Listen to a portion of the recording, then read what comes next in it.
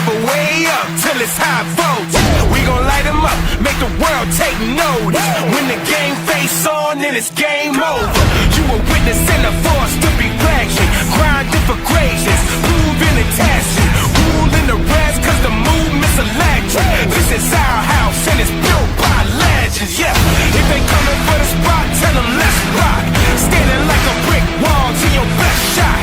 Ain't a victory that can't be won when you're rocking with a city made of champions. Come on!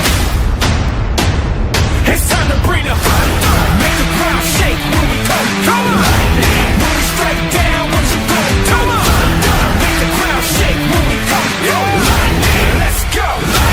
Let's go!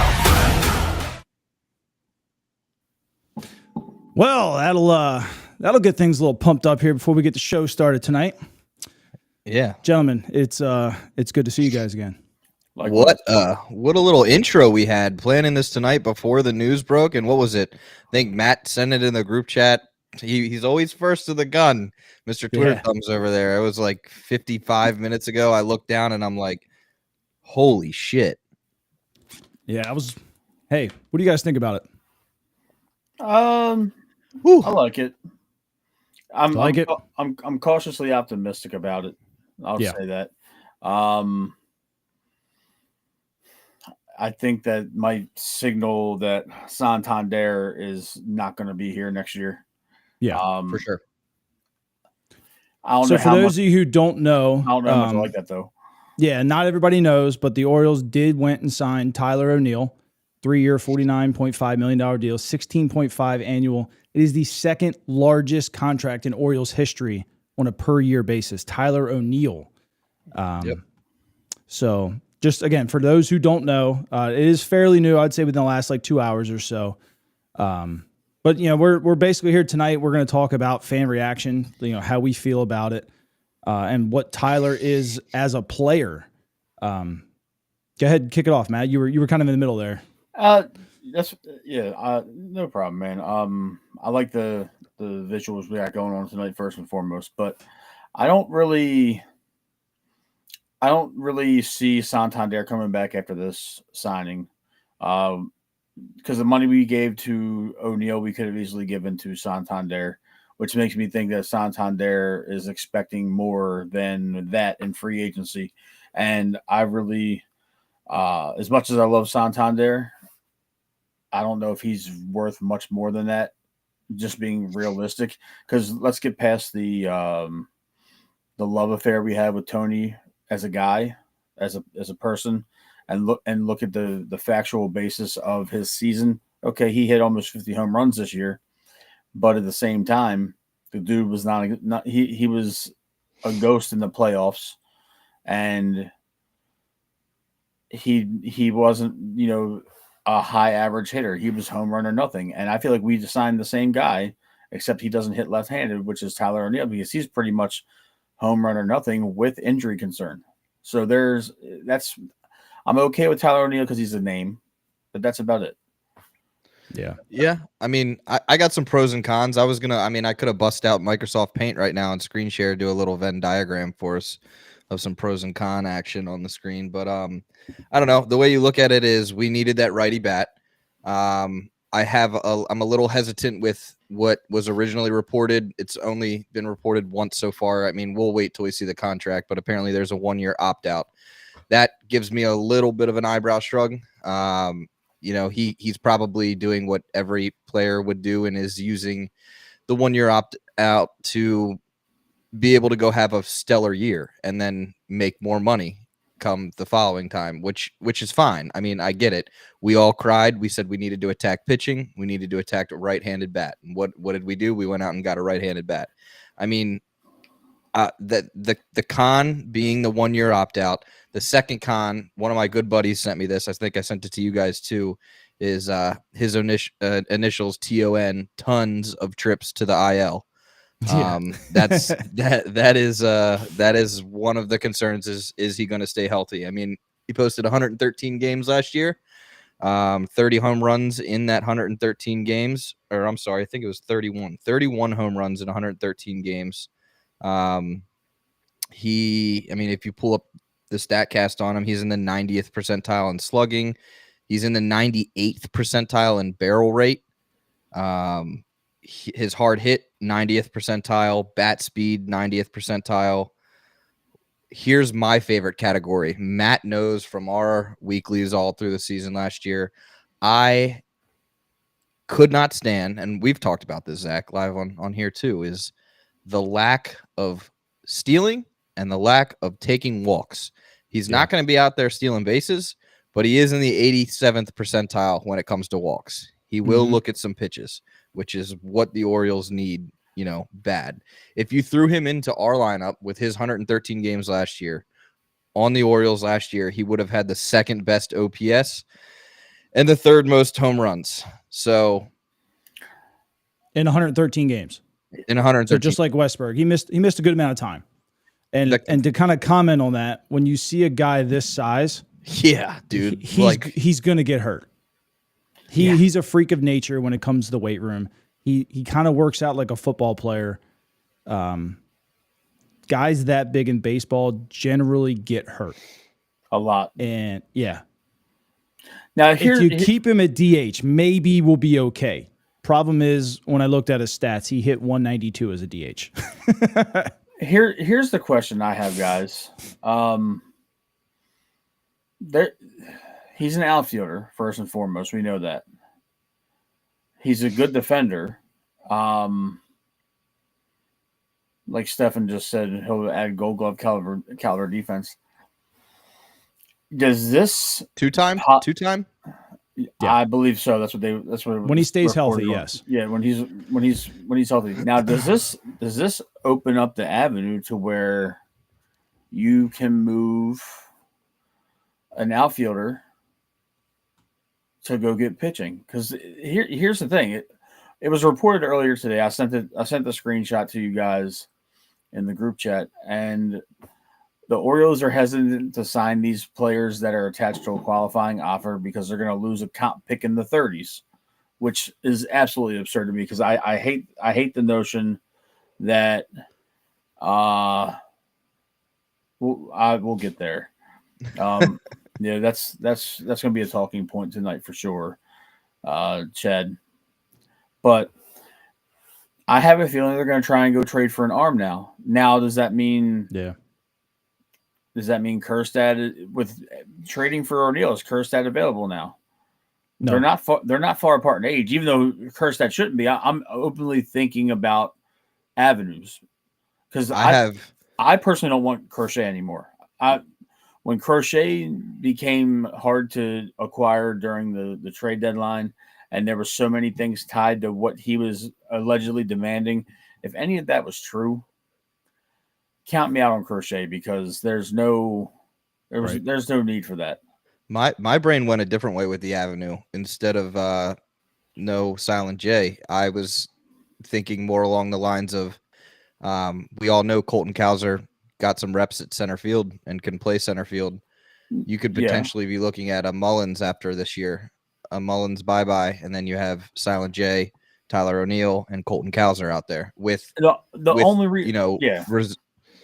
you got troops sitting down there too. You got Bradfield waiting. You got, there's Beavers, right? Fabian, all those guys. And the thing is, I don't want Heston. I'm a Heston fan. I love Heston. So that's not what I'm asking. I saw it floated around on social media once the signing was announced, and I just figured, would they be bold enough to move one of their guys? And to me, I don't know if he's the guy to go. Now, what Chad's saying up on the chat is O'Hearn. I think they have a fascination with O'Hearn. They should have gotten rid of him after this year. I don't think he should have came back. I like Ryan O'Hearn, but the luster's a little tough. The luster's worn off though. The home run off the bench, batting 3-something off the bench in pinch hit situations and rest situations for the guys. That's to me, that's fool's gold right there because O'Hearn isn't really all that to me anymore. Yeah. A lot of the lusters wore off on this, and I know coming into the show, guys, that I was really going to start bitching about Elias tonight, and I saw your post. I knew it was coming. I got some stuff to fire you up, Matt. Well, yeah, I know you do because you always do because you like to poke the bear. So my thing is with Elias, you've been here. I think this is going to be his 7th year, his 6th year, and you have a whole year of new ownership, and now all of a sudden there's reports coming out that we don't want to sign these big name free agents. Like, don't get on the shit list because Hyde. I'm already pissed off you brought Hyde back. So if you're not going to spend money now, what are we doing here? Yeah, baseball prospects are the biggest crock of shit. Zach, I know you played baseball, but I was a top 10 prospect, and I'm sitting here talking to you guys. So you see how they work out all the time. It's the biggest. It's the biggest crock of shit. Who cares about a comp pick in the 30s so we can take a catcher from Wichita State? I mean, what the hell? Like, come on. Jordan Westberg was a 30th round comp pick. A 30th overall comp pick. That's the exception, not the rule. And right. that's the thing is we know Elias loves those comp picks. So I don't know. I think that is kind of. I think it's a little smoke, a little bit. Yeah, I think it definitely could be a little smoke. I actually had a question for both you and Zach. You might have some insight on this. You know, being way more involved in the baseball world than Matt and I, playing with some of these guys. Do you think O'Neill is as open to taking this offer and signing this deal if the Orioles didn't make that change to the right field or the left field wall? No. It would be abysmal. Yes, because when I looked at his numbers, he's a 55% pull hitter. Zero chance he would have signed here with that wall. Absolutely zero. And to touch on some of that, I found some really interesting numbers, and it's probably you guys are gonna be like, what the hell? As a left fielder, thankfully we don't need him in left field. As a left fielder, he hit 194. As a left fielder, with 22 walks and 88 strikeouts in 65 games. Sounds like he'll fit in perfect, Zach. As a right fielder, in 50 games, as a right fielder, hit 305 with 15 home runs, 20 walks, and only 40 strikeouts. When does playing a position make that big of a difference? Now, it's one thing as a catcher to a DH, but from left field to right field, you go from a 190 hitter to a 305 hitter. I've never seen that in my life. I'm going to throw that out there. I've never, ever seen that before in my life. But why I think he's a platoon player, and that's a lot of money for a platoon player. He's going to platoon with Kjerstad, in my opinion. Mm-hmm. Kjerstad's going to hit the righties. This guy's going to hit the lefties. He hit 208 against righties. He stinks. 110 strikeouts. We know Silent J can absolutely smash right-handed pitching. Against lefties, 313 with only 40 strikeouts and 16 home runs. So if he's not playing right field against lefties, he's probably going to DH, which is going to take at bats away from Adley unless he wants to get back behind the plate. But this guy demolishes left-handed pitching, and that's going to bode well for us, especially with the wall coming in, like you were saying. 55% pull hitter. I mean, he's going to hit the ball to the power alleys a lot. He's like 15% going the opposite way. So he ain't hitting the ball to right field very much. Like, he's looking to drop and drive. That's his game. Dropping him on Mr. Splash's head. Yeah. He's going to be swinging for the statues out in right center field, which I'm okay with. I mean, that's his game. But I mean, when you look at the overall numbers, they look meh, you know? They're very, very comparable to what Santander was. I don't like the strikeouts. So I knew you were strikes out a lot. Yep, I knew you were gonna pull this Santander comparison, and my question, which I know there's no way you were prepared for this, but we can dive deeper and figure this out. But we had talked previously about Tony's lack of cold weather hitting. I'd like to know if there's any kind of fall off when it comes to Tyler, because that would be a big plus. That stretch, that September, October, where it starts to get cold, and we saw Tony fall off. If Tyler stays hot, it puts him over the top. Tyler O'Neill is a 302 hitter in below 70 degrees. That's last year. Okay, then we're up. Santander was 206. Yeah, we're up then. So again, back to this. So Tony, against left-handed pitching. These are really good numbers against left-handed pitching. 313, 16 home runs, 750 slugging. So against left-handed pitching last year, Tony only hit 225. 12 home runs, only 25 RBIs. And Tony's slugging was a 488, and his on base was a 306. So they basically paid this money here to upgrade.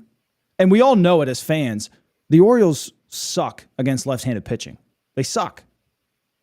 Because they got a lot of lefties, and every time somebody threw a lefty, we kind of sucked. We just didn't hit well into the game. And now you got a guy who can come in and or off the bench and just thump it. And I don't think they're done at adding right-handed hitters either, in my opinion. I don't think they're done. And his you were just talking about it. He falls perfectly into that category of what Hyde loves, and that is those matchup lineups. If he's going to platoon with Silent J, like this is the player for that. He's in every left-handed pitching lineup, and that's what Hyde does. We know that. It's Matt's favorite thing. Yeah. Nothing that Hyde does is my favorite thing. I just seen the Yankees are upping their offer $730 million to Soto. I'm sorry, he ain't worth it. Anyway, we'll get back to that. But yeah, I mean, when you look at these side by side, and then when you compare their left-handed hitting, it's not even close. It's where the righties. I mean, look, I'll be dead honest with you. Santana only hit 239 against righties. He just happened to hit 32 home runs with it. He did very well. He did his damage against right-handers. O'Neill sucks against them. So this graphic was dominated by right-handed pitching for Tony. Now, granted, Tyler only played 113 games. Things could have swayed a much different way this year. The Orioles are going to absolutely have to find a way to keep him healthy, though. Yep. But being a platoon player might be that way. I don't know. But $16 million for a platoon player is nothing to sneeze at. Well, we are going to have a new head of the training staff since we let the All-Star go. Yeah. So it's going to be interesting. Yeah. Lots of things in play here, lots of changes. I feel very different this year going into this year than I did going into last year. Last year kind of felt like we bolstered the same team. This year feels like almost kind of like a new start. I don't know. We see these. There's no more question on a lot of this development. We know what players have broken through. Yep. And I don't know. My main con to the whole Tyler O'Neill thing is, can we keep him healthy? 100%, dude. 100%. And I mean, money wise, it still leaves room to go get pitching. Yep. And that was a big concern. Yep. Yeah. I did want to look at one other thing here, and I want your guys' opinion on it. So this is what is recent. Jorge talking about? I think he's talking about Soto. Burns to the Dodgers. He's talking about Corbin Burns. That's a good comment right there. Yeah, it is. All right, so yeah, so this is recent guys that have signed their market value and what they are signing for per year. As you could tell, Blake Snell absolutely destroys his market value here. Everybody else, Kikuchi went a little over, but everybody else is kind of fair. I mean, Frankie Montas is a complete reach, in my opinion, and then Shane Bieber just saved the Indians or the Guardians a ton of money. But I want to talk about this because we've heard the Orioles, that rumor was going around about their analytical guys. They might not pay market value for some of these guys. But when you look at some of this, would you give Frankie Montas $17 million a year? That's a hard no for me. I don't know about you guys. Yeah, no, that's a no. Yes, that's I tough. think 13 mil is even a reach. Yeah. No. 17. So he got 17 a year. 13 was his market value. Ah. So the Mets gave him 17 a year. Mets are just blowing money. Yeah, that's crazy. And like Kyle, I'm gonna pronounce this wrong. Higashioka or whatever. I don't even know. Yeah, I mean that's a backup catcher getting $6.7 million a year. What does that do for McCann though? Right, but McCann was going to be around like 3 to 4 market value, right? So now McCann's value is what, 8 or 9? Like, I mean, could you kiss him goodbye now? That's probably. Some of these guys are a little overpay, and then some of these are kind of market value. We should let McCann go. Yeah, I do think they roll with Frene Pinto. I don't see how you can sink $8 million into a backup catcher for 1 year. Well, I just don't. You got the farm system has 3 catchers that could play on the major league roster next year. Right. Williams, so everything they do is a 1 year deal. And Basayo. I've been on the Basayo train anyway because TikTok eater is going to eat himself to first base. So, I think he'll be better this year. But he doesn't stay behind the plate long term. Where do we come to agreement? Do we think Tyler O'Neill brings any of that lack of veteran presence to this team? Yes.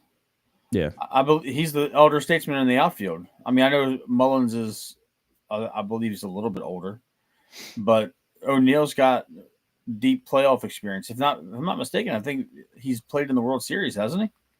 I believe so. I was looking that up now. Yeah, I'm almost positive. I thought that he played. So he played in 2020 and 2021. Okay, I mean, played 4 games between those 2 years. So I guess they did not play in the World Series. But if you get a healthy Tyler O'Neill, 2021, he received MVP votes, hit 286, 34 home runs, and 80 RBIs with 15 stolen bases. So we know the plan here is to keep him healthy. So he won a Gold Glove in 20 and in 21 when he was 25 and 26 years old. He's just turning 30. So keep him healthy, and good things could happen. Well, I mean, as it stands right now, he's not an everyday player. Even though he's making money to be an everyday player, you have to decide: are you going to put him at DH or right field? That's where I think he'll probably play right field against left-handed pitching. Start. And then he'll be a guy that like comes off the bat late inning against Chapman or something, whatever these guys have in the back end of their bullpen. That's a great bat to have in the late innings that can hit left-handed pitching. Yeah, Josh Hader down in Houston. I mean, absolutely. We didn't really have a right-handed thumper off the bench at all. Not at all. We had Ramon Urias. Yep. That was it. So he checks a lot of boxes for me. He checks a lot of boxes, but I mean, unless you plan on playing him almost every day, that's steep money right there. It is. And second highest in Orioles history. Yeah, I mean, and based off the stats that you've already provided, we're numbers guys here. Is that it's almost like we don't want him to be a starter. We don't want him to be out there every day. Like his numbers are, Yeah, but I mean, if you take his stats for the 113 games that he was on here, if you take the stats from his season last year and put him on the Orioles, he's one of the better hitters. Yeah. Yep. Second on the team. That's just what that's the unfortunate situation is our offense was that bad towards the end of the year to where he would have been the number 2 hitter behind Westberg. I mean, if he stays where he is with how he smashes lefties and Silent J has the year that I think he's going to have against righties, that's just a dangerous spot. It is. That could be a lot of fun. That could be a lot of fun to watch. It really could. I was hoping that they made an acquisition. I didn't know what it was going to be. I'm really kind of, waiting for the news to drop that Burns is heading back west to the West Coast. Like it surprises me that he hasn't signed yet. I agree with you there. I think this Tyler O'Neill signing does raise my eyebrow a little bit. Where could we really still be one of the front runners in on Burns? With what O'Neill cost us, it still leaves us money to for. I mean, how would you feel if our 2 signings were Tyler O'Neill and we turn around and lock Burns up, and that's it? I would be okay with locking Burns up. The thing is, there's just so many things that trend negatively to that, to where I don't know if that's going to happen. Well, the Dodgers will just pay him in 2075, and Yeah. I still think they signed Soto for $800 million to 2091. That, which is absolutely absurd. They're totally. Eventually Manfred's going to have to stop that shit. I'm pretty sure Gavin Newsom's going to stop it before Rob Manfred would, when they're losing $200 million a year in taxes. Yeah, so I want to get back to this real quick. Yeah. I think all of them signed by Wednesday, if not I thought prior. Buehler already re-signed with the Dodgers. No, they were talking about it, but the Cubs have come in with a crazy offer, apparently. See, I thought the Walker Buehler was a lock too. I almost thought Walker. He was talking for like a 3 or 4 year deal with the Dodgers, and now I guess the Cubs have come in with something lucrative. Which, I mean, the Cubs is a good spot for him, honestly. It is. It really is. Touche. I think Baltimore's a good spot for any of those guys that want to sign here. Yeah, I would take Walker. I like Walker. He showed a lot of moxie in the playoffs. We're going to give you 73 Bitcoins, but we're going to spread it out through 2097. Well, that's not absolutely unheard of, because there's been NFL players that have gotten their signing bonuses in cryptocurrency. Yep. Russell Okung got his one. I think he got 1.3 in it. Yep. So I wanted to go back to our outfield last year against lefties. Tyler O'Neill, Santander, Cowser, Mullins, and Kjerstad. Who else should I put in there? That's it? That's probably it, right? That's it. So Kjerstad doesn't really count because he only played 9 games versus lefties, but he hit 375 versus lefties last year. Tyler O'Neill hit 313. The next best hitter on the team was 225 against a lefty, and that was Santander. Then Cowser at 224 and Mullins at 196. God damn it. So back to what you were saying, Tim. Could you platoon O'Neill into left, Kjerstad in right sometimes, and Cowser in center sometimes? Absolutely. Do you feel like Cowser's a better hitter against lefties than Mullins at this point? Yes, I think Cowser's a better hitter than Mullins overall at this point, honestly. Yes, Brooks. Yes, me too. When do I think we could see Honeycutt? 27, probably at the earliest. At the very earliest. And that's if Kjerstad and Cowser don't pan out. This is part of what irritates me. You have all these damn dudes in the minor leagues that are making your minor league system ranked one of the top systems in the entire MLB. There's 3 outfield positions. Yeah. And a DH position. Yep. So where are all these dudes going to play?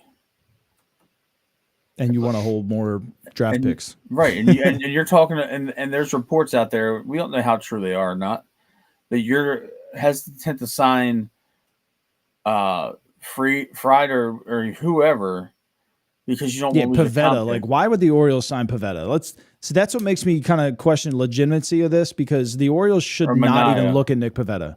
Manaea, sure. Yeah, I mean, Manaea, possibly, but out of all those guys, Max is the guy we would want. He's an ace and he's a left-hander. 2 boxes checked.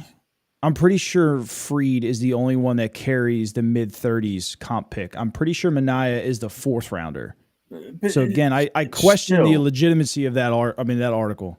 Still, at what point are we?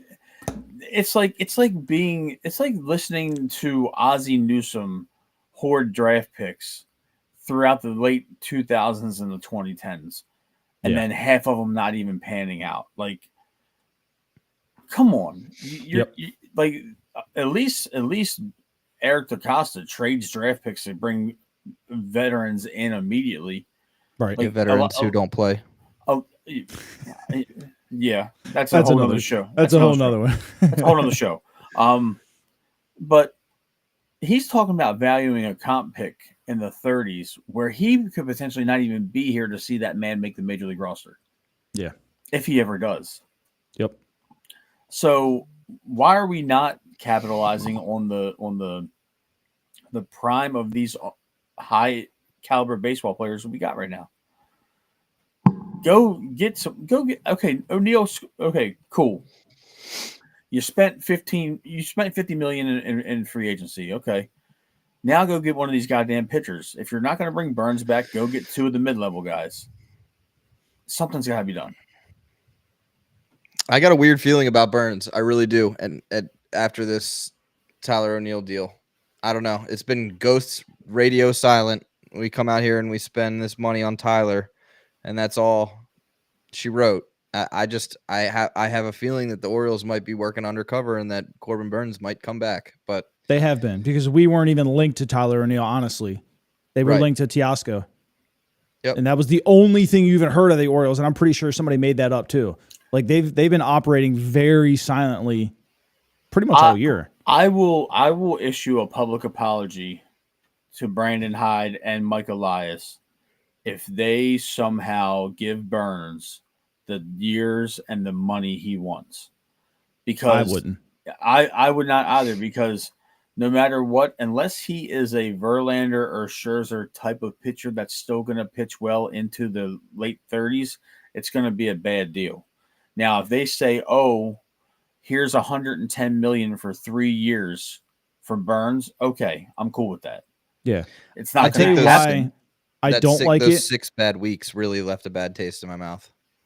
I don't like the 36.4 annual for Blake Snell, and because Burns is going to ask for more, because Burns is a better pitcher than Blake Snell. But is Blake so Snell, Burns is going to ask for 36 to start the conversation. That's a lot. And like you said, if he's not Justin Verlander and Max Scherzer, you're paying $36 million potentially for 6 or 7 more years for a guy to what? You're going to get 2 or 3 definite more good years out of him. You're going to get 2 or 3 very good years out of him. Right. I would say what happens in year 4, 5, 6, and 7 when he's making 36? When he hits that age 35, 36 year, then you're talking about a fall off of a cliff. Right. Even though pitchers' primes are lasting a lot longer now, which is to what extent?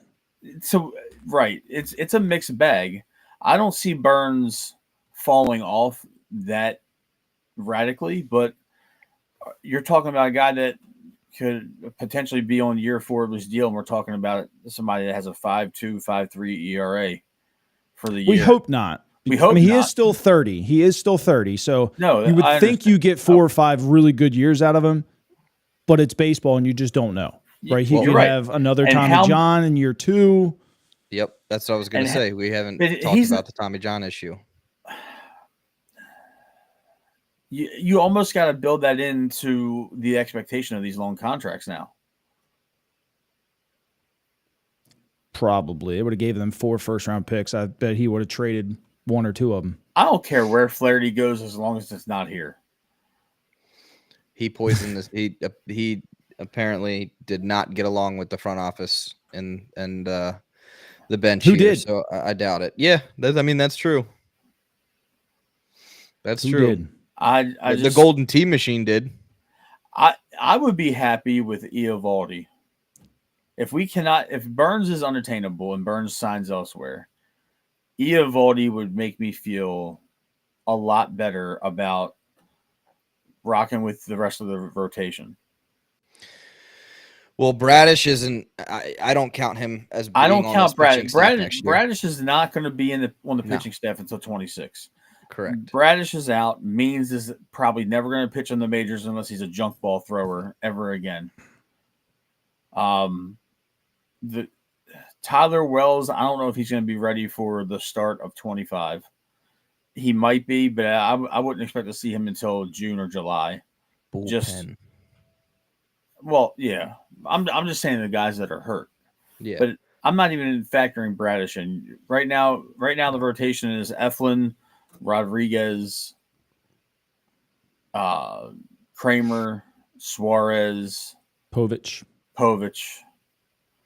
You know, And Grayson didn't finish the year all that healthy now, did he, boys? He did not.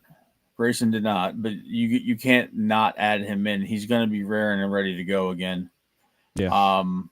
That's just one of those things where, okay, Eovaldi, yeah.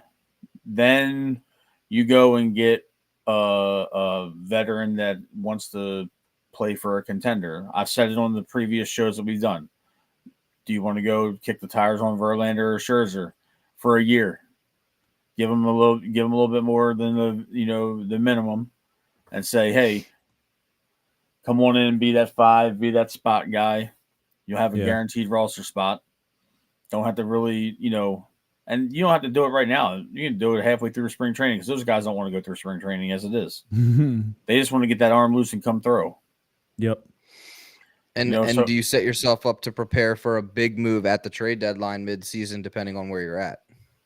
Maybe. Yeah, there's another move that the Orioles made, for trade deadline purposes, and that's bringing Buck Britton up to the major league coaching staff. I truly don't believe that was a Brandon Hyde call, because his bench coach is now the guy that's probably going to take his job. Yeah. 100%. That's just where if he falters and this team starts to look like they're falling apart again around the trade deadline or a little bit after, Britton's going to slide right into manager. Do you think they would go with Britton over Chirinos? Yes. For the start? You think so? Absolutely. Because the thing is, Britton's coached all these guys already. Yeah. I wouldn't hate it. I wouldn't hate that either. If Arizona eats majority of that money, yeah, give me Jordan Montgomery. Let me ask you a dumb question. There's no dumb questions on this show. Andrew Heaney. Yes. $10.8 million market value. I would take it. Because if it doesn't work out, you can trade him mid-year. I wouldn't give him anything more than one 160 innings last year. That's pretty good. 4.28, right? He struggled in the beginning, but he wasn't that bad. I would take Heaney. Yeah, absolutely. Absolutely. I was looking at the list of guys that are on that like B and C tier. If I had a choice of Heaney or Suarez, I'm going Heaney, because Suarez is the perfect long guy for us. And what does that do? What does that do to like guys like Dean Kramer though if you bring him in? Let Dean and Cade fight it out for number 5. Don't you tickle my pickle here, Joe Radke. I've been asking for that for 2 years. That one's impossible, in my opinion. I think that would take too much. I think Chicago is going to spend a lot of money, and they're going to try and compete, and he's not going to be available. I don't understand why Chicago would spend so much money to compete. They just lost 115 games. No. The White Sox. I mean, not the White Sox. I'm sorry. Brain fart.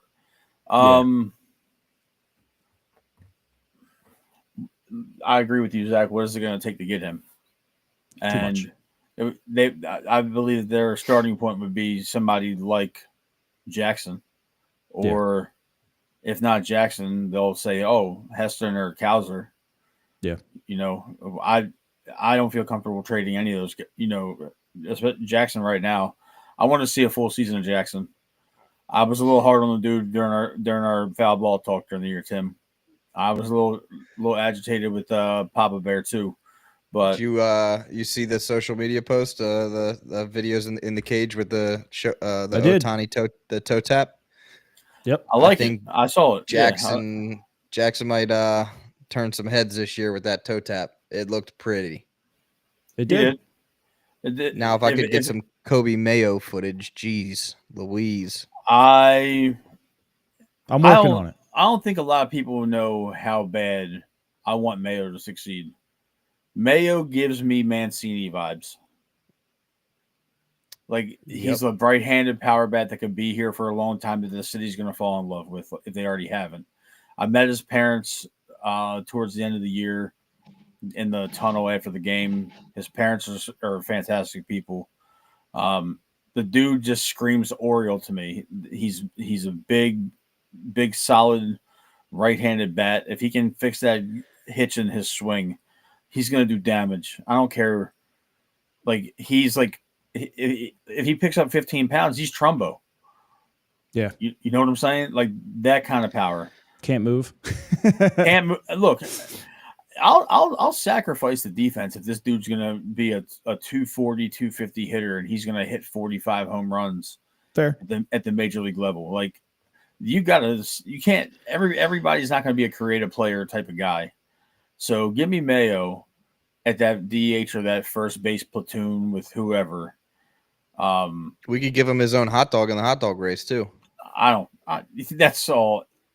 That's all fun and games, but I'm talking about let's get this kid fixed on his swing because he was crushing minor league pitching and he didn't do anything. It's all that hitch, man. If they get the hitch out of his hands, so his hands start here, and when he goes to toe tap, they drop and come right back up. If he can get it there, start lower. Half second. Start lower. If you have to drop to get back up, start low so where you don't drop, and all you do is come up at that point. Ripken and get yourself in hand position. Ripken dropped his hands, but he kept his hands low. But when he steadied his hands, his follow through was level. Yep. Brian, I was on this prior to the wall, and now with the wall and Mountcastle still having 2 years control, I think you give him the season. If he doesn't perform, then he's gone. I don't think they should. Let's just. I'm gonna cut to the chase on that. I'm not gonna make it long-winded. I love Mountie. He's a good locker room guy from all accounts. He looks like he's fun in the dugout. Mountcastle is what he is, and he's not going to be anything better than what he is right now. His power numbers have decreased every single year that he's been in the majors. Well, they did him dirty with the wall too. But the thing is, he's one of 13 hitters the wall affected, and it affected him the most, obviously. But look at the dynamics of this team right now. You have all these catchers that can come up and play. Creed Williams is going to probably be in the majors soon. Basayo is going to be in the majors soon. He should be an untouchable in the trade.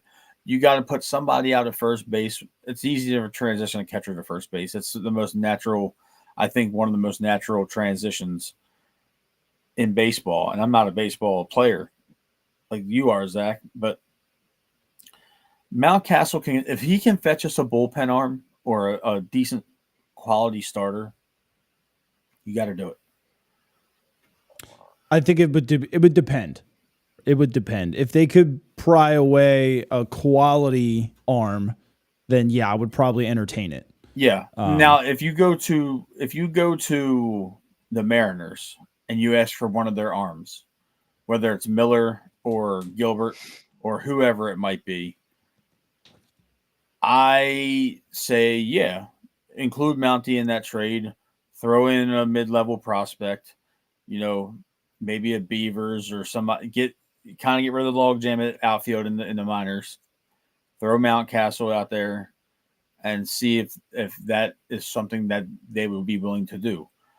I don't think Mountcastle is going to be the Mountcastle we saw as a rookie. I like Mountie. It's nothing personal, but he just doesn't fit into what they're doing long term. Because essentially O'Neill is the same number. It's the same numbers with O'Neill, except O'Neill has the power that Mountcastle should have. Yeah, and I agree. I don't think he fits where this team is going, the direction of it. I think his numbers we're going to see a huge difference with the wall change now. As Brooks said, he changed his entire swing and approach because of the wall. So I think that is definitely, we're going to see something different here. My other question though is how much return on investment, like how much do you think Mountie would be worth? as far as bringing in a pitcher goes? Well, would Right he- now, what- nothing. I don't think because he hit 13 gotta- home runs last year as a first you got to baseman. package him with somebody else. Yeah, He's got to be part of a package. Now, that's just my personal belief. He's got to be. He can't be. He might be the focal point of the trade, but Zach said it a couple of minutes ago. He's got 2 years of team control, so that's here. I appreciate that. Okay, nice. Okay, that's a little off-putting, but it's not much. You know what I'm saying? I kid, but that's the appeal to Mountcastle. He's in his mid-20s. He's got 2 more years of team control, and then if you want to, let him, beat feet 2 years later, that's fine. But I'm not saying we're going to go get a Crochet for him, but if we can go get a mid-level, to a starter that is iffy making the rotation somewhere else because of numbers, go try and dig one of these starters out of Seattle. I don't think you're going to get Miller for him, but I mean, those clowns over there on that show that we're talking about, Westberg for, Logan straight up, that's a non-starter, but I think Mountcastle could start a conversation for Logan Gilbert. Yeah. Westberg's untouchable. I want to touch back on Andrew Heaney. I'm sitting here while you guys are talking, and I'm looking at Texas's field compared to ours. Left field line down in Texas, 329. Left field wall down in Baltimore, 333. Left field power alley, 372. Left field power alley in Baltimore, 376. Center field, 407. Baltimore, 410.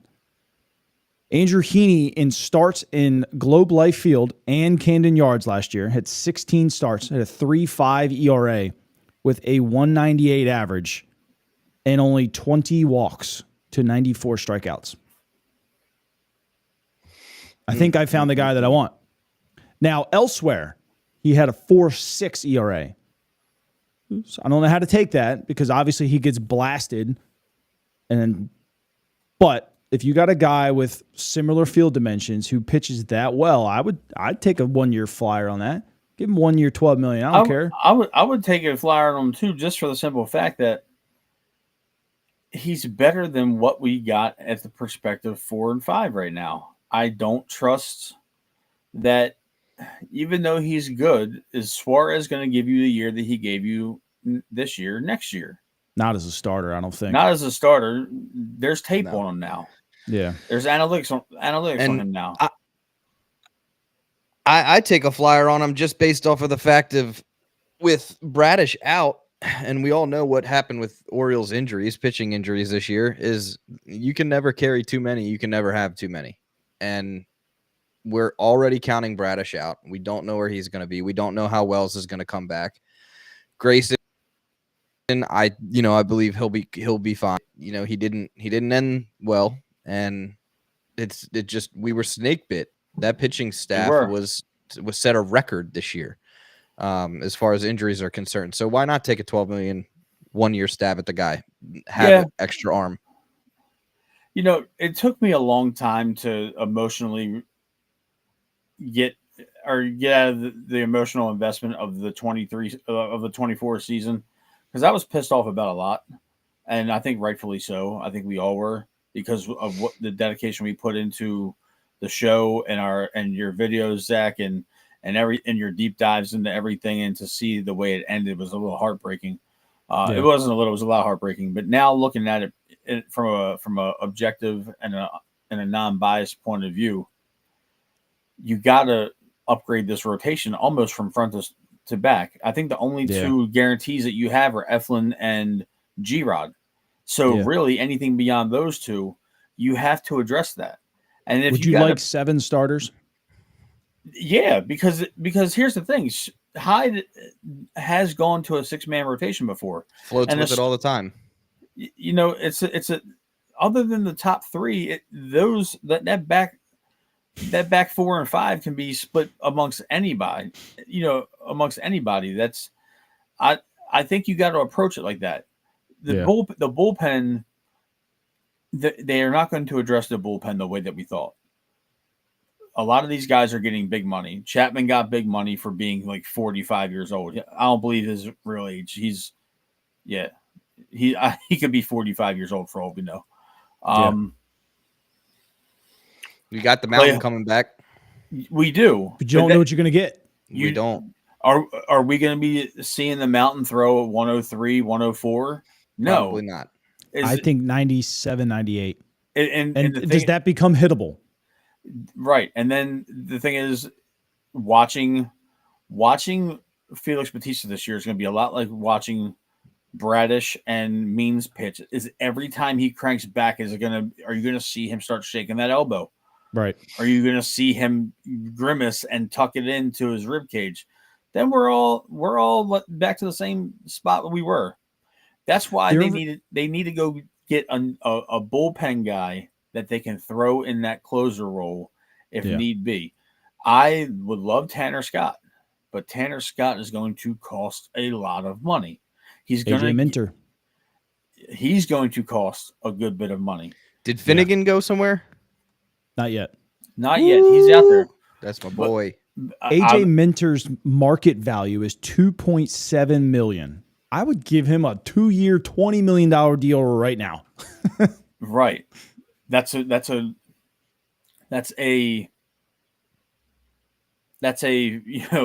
way above market value for what you're saying his annual average value is. But Finnegan's market value is 12.5. Mm-hmm. Yeah, but if you go to him and say 2 years, 28 mil, I think he comes here. I think he doesn't turn that down. You got to at least add 2 bullpen arms. I don't care how you do it. You at least got to do it somehow, some way, in some fashion. That's just where I'm at with it, personally. And you probably got to load up on starters. If you're not going to have a definitive ace like Burns back on this team, and you're not going to go get Fried, and you're not going to go get Snell, and you're not going to go do any of this, which Snell's already gone. But if you're not going to do any of this, you got to go get a bunch of guys that you can kind of throw out there at any moment's notice. I like Eflin, but I don't like Eflin as our ace. Absolutely not. I mean, and we haven't even touched on the bullpen void of Danny Coulombe, who was a rock in the bullpen. I will never understand them keeping Perez over Coulombe. I'll never understand it. I don't. Maybe there's analytical shit that I just don't get to it. But from watching baseball with a naked eye as a fan, I don't know how you let Coulombe walk. Unless his injury was more than we know. But we've employed John Means the last 4 years. Yeah, don't get me started on that. Like, okay, so if you're gonna let Means turn into Jamie Moyer in front of our very own eyes, you've got to give Coulombe time to recover. I don't think he should have came back this year. No, you're talking about bone spurs. You're talking about bone spurs in his elbow. Yep. Let him. You saw the trajectory of the season. We got dog walked most of the last month and a half of the season. Sure did. So why are you bringing back your best reliever to have him go out there and throw his hardest? And if like the last thing we need is for Coulombe. Did Coulombe get signed yet? No. Nope. Okay, throw Coulombe on the Dodgers. I very well couldn't see that. Throw Coulombe with the Padres. He'll be on the Dodgers. They'll pay him in the year 3,000. Right, but the thing is, Coulombe is a good relief pitcher. You let your best reliever go. Yeah, I agree with that. He's the only guy that was consistently bridging the 5th inning to the 6th and 7th inning without issue. I could see them bring him back because his contract was $4 million and his market value is 1.2. But okay, but the thing is, he's already said his goodbyes. We've seen people reverse course before, but I'm pretty sure he took it personal that they didn't bring him back. Very possible. When they had the chance to. Now you're going to let 29 other teams court him. I don't think. He has to take it personally. They gave him 2 special days where he had his son and family and a couple organizations throw out first pitches and stuff like that. Like they made him very much involved in off-field stuff, and they ran him a lot in all of their media and publicity and his story and his son's story. So that I was caught off guard. Like Yeah. when that happened, I was like, whoa. Like when you're not going to tender Danny Coulomb a contract, but you're going to bring back CNL Perez. You're going to bring back Ryan O'Hearn. Like, come on, you're taking Rule 5 and waiver guys over Coulomb. But we got Brian Baker, Matt. I don't ever want to see him pitch for the Orioles ever fucking again. So I found some interesting things about Danny, right? I just did September splits against CNO. So Danny only gave up 2 hits in 4 games, 154 average, 87% hard contact against him though. Against Danny? 87 against Danny. 27 against CNL in 11 appearances. That's so, huge. like Tim said, was that elbow? Granted, he didn't give up any runs and he only gave up 2 hits, but that sounds like a very lot of loud outs, right? So that's 15 total batters hitting it 87% of the time. We're hitting it hard. So, is that elbow actually healthy? It wasn't. Yeah, it wasn't. But I don't know. Let me take some bones out of your elbow, and we'll see. Yeah, right. let's take some bone chips out of your elbow, and then we'll sew you back up, and then have you throwing again in like 3 weeks. Yeah. I mean, I'm not judging the Orioles training staff or anything, or their the trainers. Well, they got let go, so yeah. But I mean, somebody judged him. yeah, they got judged. They fired everybody but the person they should have fired, and I'm gonna be on that hill, dying on that hill repeatedly all next year. Did you get a Christmas card from him yet? No, I'll wipe my ass with it. So let me ask you. I don't like talking about this one too much, but what if they do want Buck Britton long term? Would you have been okay for them to just throw him into the fire right out of AAA? Yes. Or do you think learning one more year under Brandon would have been the best? What is he going to learn from Brandon Hyde? I don't know. Wouldn't hurt his confidence, that's for sure. What is I think he would have learned more from Freddie than he would have Hyde. Freddie might have retired. We don't know what that deal was, but I'm gonna circle back to what I said earlier, and this should make sense. And I know you guys take a very analytical approach to a lot of it, mixed in with some emotions. I'm a little bit more of the emotional guy on this show in terms of thought process, because I think of analytics are for nerds. You don't say. You guys are nerds. They I are. love you. They I love are. you. It's fine. I love you guys. I've known you guys 20 years, so you guys are my friends. but you're nerds. Britton coached almost every position player on this team in the minor leagues. He helped develop them to be the players that they are, that we see today. So for me to say that for anybody to say that he cannot do it at the major league level, when he had, taken part in Gunner's rise, Adley's rise, Westberg, Jackson, Cowser, Kerstad, like he was there for all of, like he was the manager when all these guys were making waves, and he had some of these guys at the same time. So if he gets all of them at the same time, I'm fully confident. Yes, they are, Joe. Yes, they are. I love these guys. That goes without saying, but like he could do it. I think Britton was brought up here to put the fire to Brandon Hyde's feet, because I think that's fair. That's what it is. Because the thing is, Freddie Gonzalez was already a major league coach, a major league manager, and he couldn't unseat Hyde. So the organization didn't value Freddie the way that they should have. Yeah. Or they possibly could have valued him. To me, Buck Britton's the manager in waiting. If Hyde doesn't have this team solidly in first place by late July, buddy, you're gone.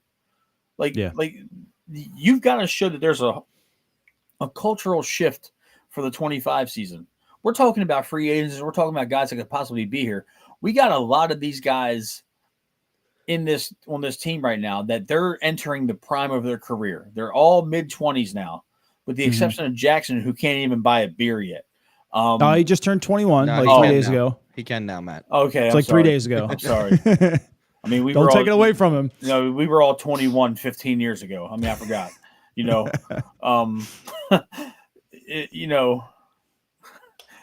That's very True. Pocket watch. That's very true. That is true. But I'll say this: the way these guys are nerds about baseball, I'm a nerd about the Baltimore Ravens, and these guys know that. We're all nerds about something. We're all nerdy about something. The Baltimore Ravens is my wheelhouse, and these guys know that. But yeah, like I think that Britain was brought up here by Elias or by Rubenstein. I'm not calling him Daddy David. Tim, don't even ask me to do that shit until he signs a big name free agent. That's not this guy O'Neill. I got a prop for you for when you go on your rants, but I'll bust it out when you're on a rant. Just do it now because I have a feeling you're going to try and piss me off. I just got a tiny little music box to play for when you're on a rant. You're a dick. You're such a dick. You're such a dick. I honestly thought you were going to break out one of those little violins and you were just going to sit here and do this. Absolutely crazy.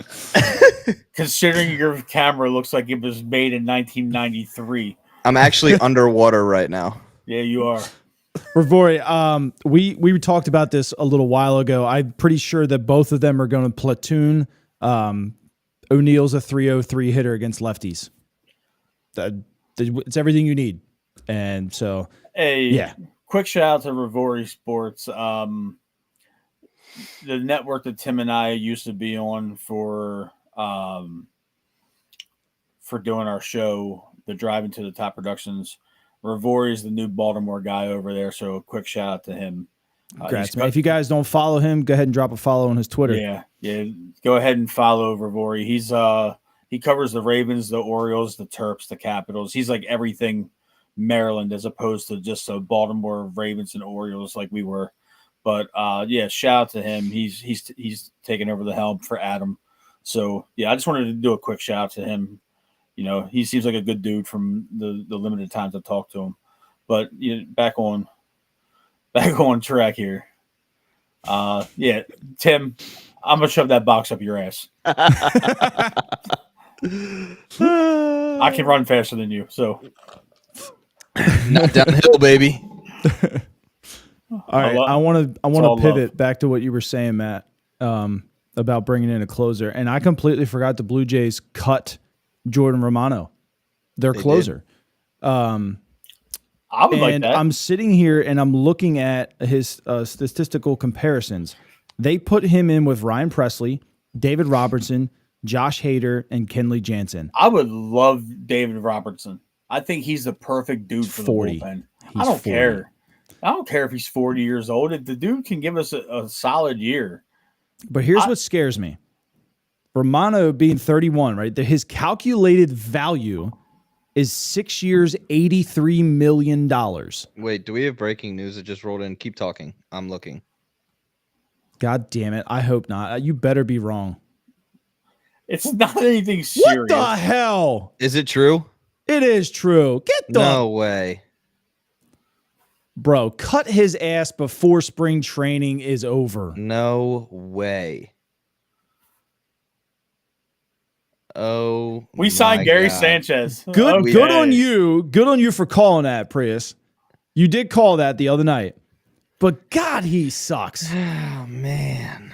But he is a right-handed power bat. Mike Elias is showing off that he wants to sign right-handers. I don't like it whatsoever. I think he's a shit. So McCann's gone.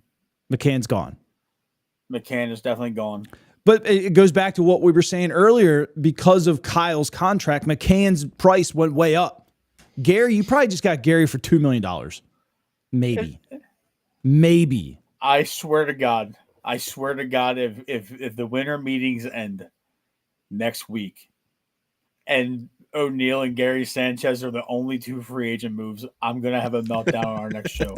I don't even understand this. I really don't. I don't understand your hate for Gary Sanchez. Because he hit 212 against lefties last year. Buddy, we had Cedric Mullins hitting 187 for like a month. I understand that, but come on, man. What does he do for the team? He hits 212 against lefties. Okay. Well, there's our answer, boys, that we just talked about for however many minutes. That's McCann's, but gone. McCann's. Instead of hiring that Federer or whatever for AAA, McCann should have been our manager. Did we just Let me sign put it this somebody way. for veteran presence? I Yes, would we have did. I would have taken Austin Slater back over Gary Sanchez. That's how bad Gary Sanchez is. He just had a Pasadena moment right there because he couldn't even say his name for a second. He No.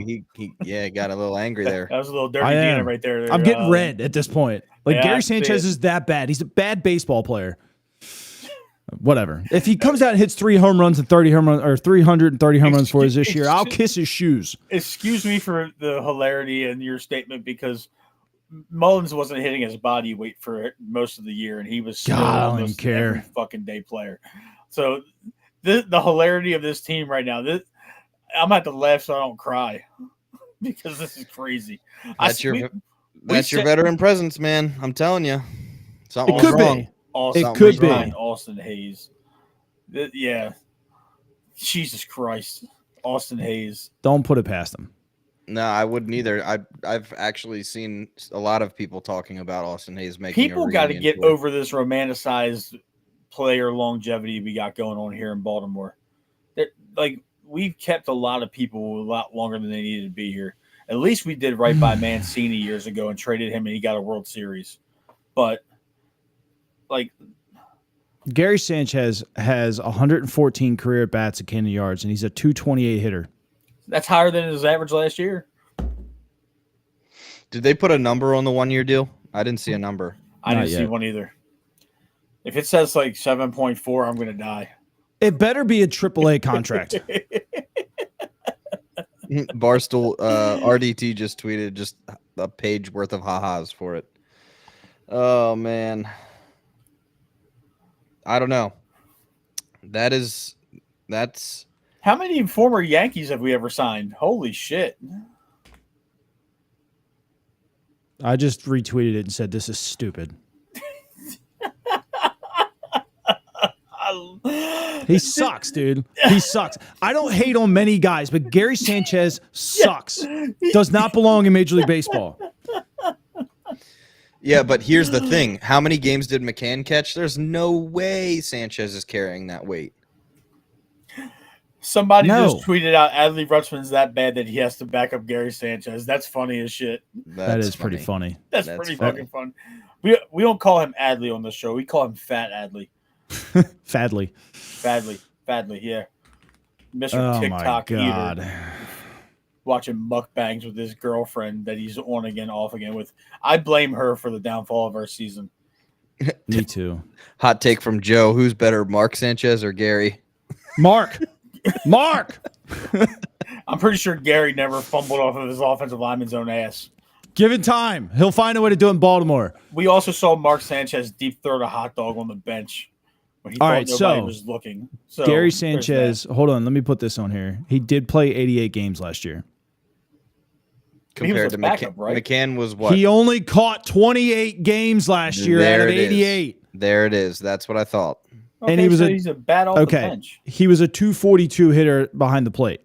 Would have Do you feel been better the best on our team by far. Do you feel better now? No, not Where's the whatsoever. box at, Zach or Tim? Where's the box? What if it's 1 year for like 12 million? I'll go be a Nationals fan. Tim, you're going to have to make a separate Twitter handle for the box. This is terrible. Let's just add some comedic value and let Stephanie. Wasn't use he the one box. of the worst defensive catchers in all of baseball? Yes, absolutely 100%. That's why I thought it was a troll. When I saw the comment, What does he bring? Sanchez to Baltimore, I thought it was a joke. I thought It was has another one of it those- has to be a minor league deal. It has to be. I thought it was like one of those kind of things on the side where we saw Jorge talking about Corbin Burns signing for $700 million. Like, I don't know where that guy's been, but yeah, he was here for like the first half of the show. Slight upgrade over James McCann as a catcher versus left-handed pitching. Gary hit 235. James hit 213.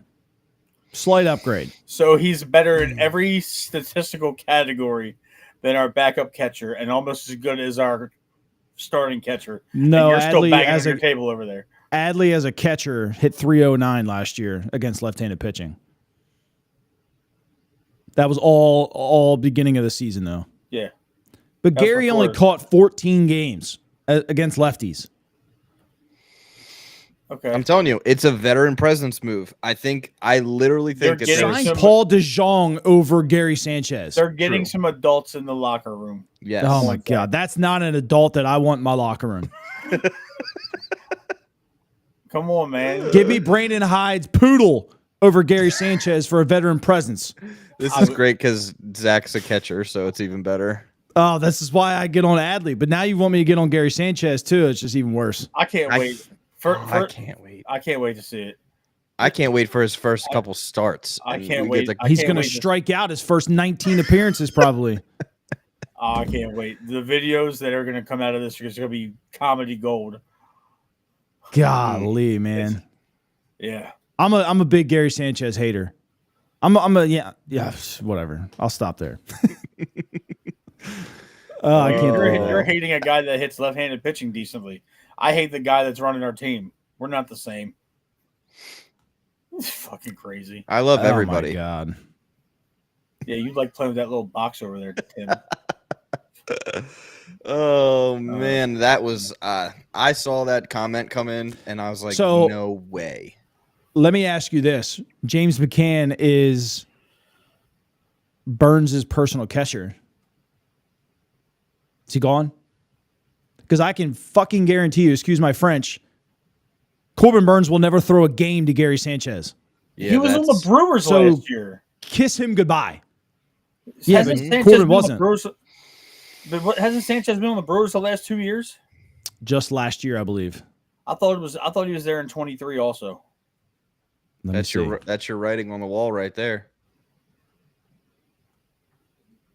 I see. The thing is, I'm not going to be surprised when Did Burns, he get traded in I 23? thought it was 22. He It got won't- traded. It won't show me.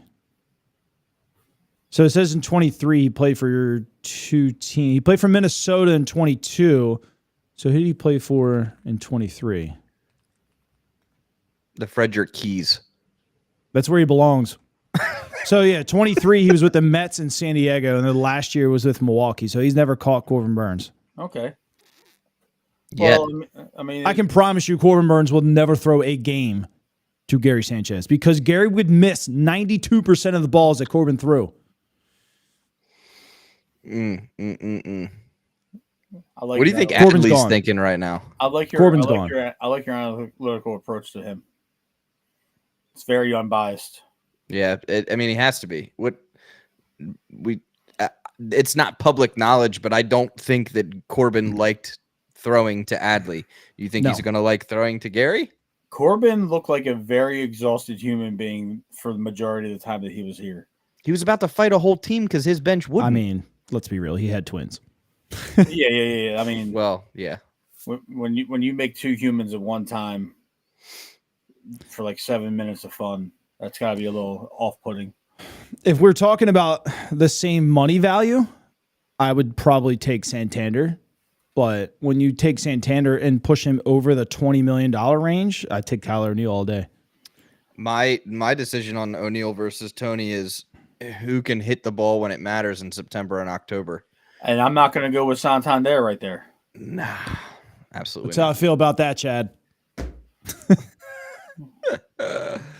This team is God. employing a lot of catchers as part of their coaching staff. Lots of catcher movement on this team also. You know who needs to be moving a lot as a catcher is Adley Rutschman. Yeah, down to first base. Yeah. I don't. I really fucking hope that he just moves to first base. I swear to God, if we see another year of him eating fast food on TikTok all fucking year long, it's going to be a problem. I'm going to lose my shit. Zach, numbers. I need them. What's O'Neill's RISP? Because that's a big hole. That's a big problem. I agree. When I looked at it, it wasn't great. Great. But it was overall. I didn't look at it against lefties either. Put that comment up there about Tony. Oh, There you go. yes. He's absolutely right. 100%. And it could He's be the absolutely Yankees. 100% right. All You know right, what? So 24. situation. I saw Mike Mussina wear a Yankee jersey. Nothing else can really break my heart like that. So runners in scoring position last year, Neil hit 230. But against lefties, he hit 296. So I'll take that. Yeah, I mean, I'll take high leverage against left-handed pitchers. He hit 500. He was 6 for 9 in high leverage against lefties with runners in scoring position. High leverage in general, he hit 556. He was 9 for 13. So against lefties, O'Neill is super clutch. Against righties, he is super shit. He hits 208. So I'd like to see a couple walk-offs over into that bird bath.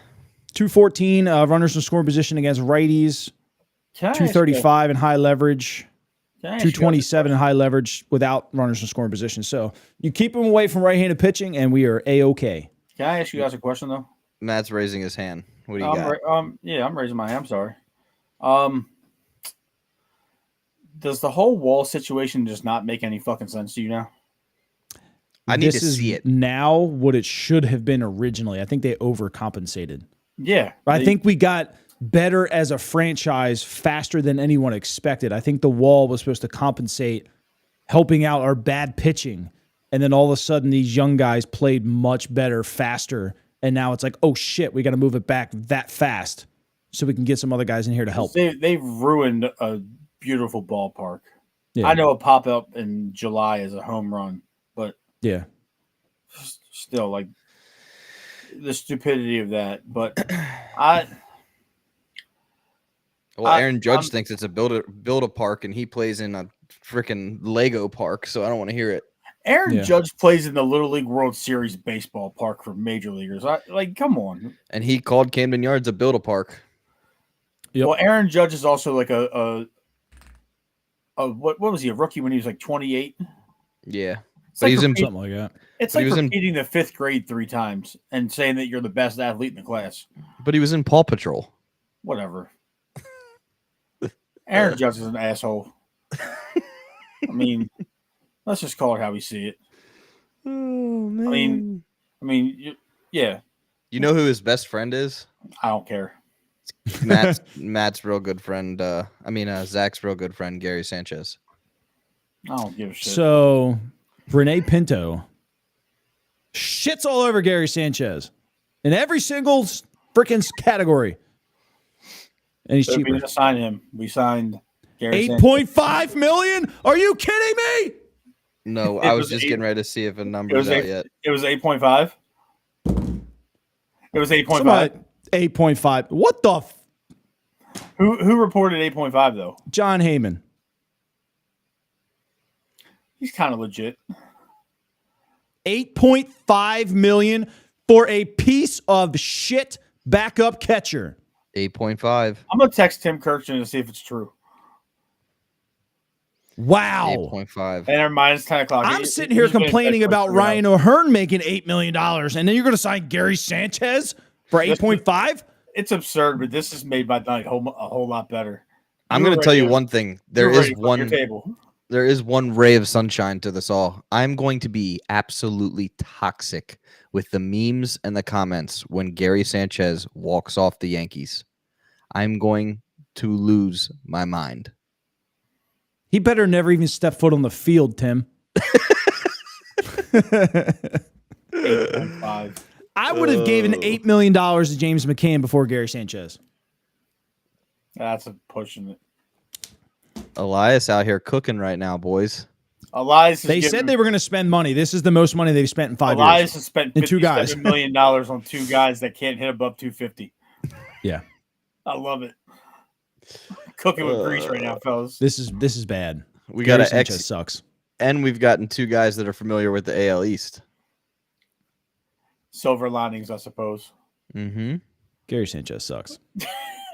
Especially for 8.5. I would have been okay with like 2. 8.5. No one else in baseball was signing Gary Sanchez. No one at all. Period.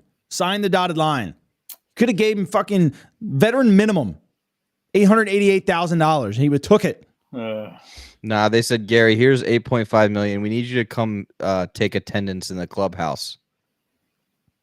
Make sure Bro. everybody's here on time. Gary's He got better a be special shining spot in the Orioles nap shoes. room. He better be shining shoes. He's gonna be shining a whole lot with 8.5. He better be shining something. Yeah. 8.5 is a pretty penny to work. Less He's than half the projected night. to hit 215 in 2025 with 9 home runs and only 20 RBIs. If 7 of those home runs against the New York Yankees, I consider that a win.